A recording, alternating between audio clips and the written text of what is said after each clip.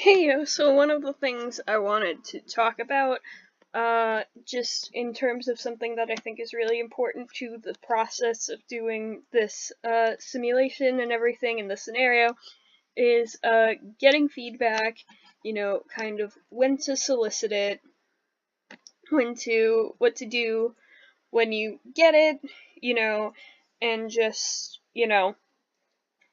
kind of how to go about it. And basically, it's going to save you a lot of trouble if you get as much feedback as often as you can. Um, get as much feedback as often as you can, but that's not going to save you from everything. So, for example, you have like maybe this animation with the head. For every animation you do, essentially you're gonna have a rough. So you want critiques kind of on that rough and how that looks. And then once you get critiques on that, when you move forward with the final animation, get critiques on the line art before you color it in, before you start adding in, details to the background and everything. And that's going to be something that really helps you as you move forward and move on with everything, is just, soliciting that feedback. But it will not save you, from everything, because of course not, there are sicknesses, things that can prevent, feedback from a timely manner, or there could be, like, major feedback that you get that people could consider, like, minor, but it would affect a lot, like, your speed and your deadlines and how you're willing to go about the process, or how you're able to go about the process of doing this animation.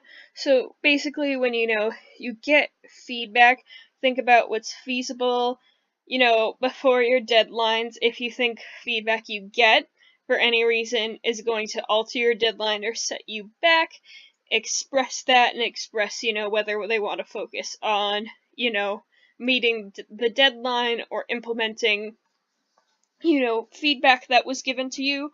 And that can be avoided if, you basically go through getting, approval at every steps with the concepting and then the roughs, and then going about, your like finish line art and everything, and then like, approval on kind of the final details that you choose to implement.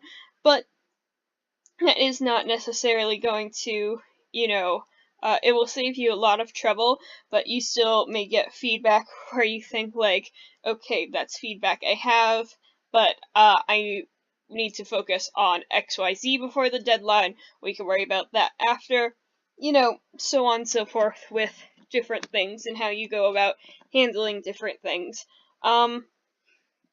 So, and that's just something to keep in mind. Ultimately, you know your process, you know how long it's going to take you, know your aptitude for doing different things, whatever they may be, and just however you choose to go about things is probably going to, be fine as long as you're communicating, clearly, and are receptive to, feedback that is given to you, and making, changes that not only, like, you're prioritizing, but also that others are prioritizing, within the scenario and the simulation.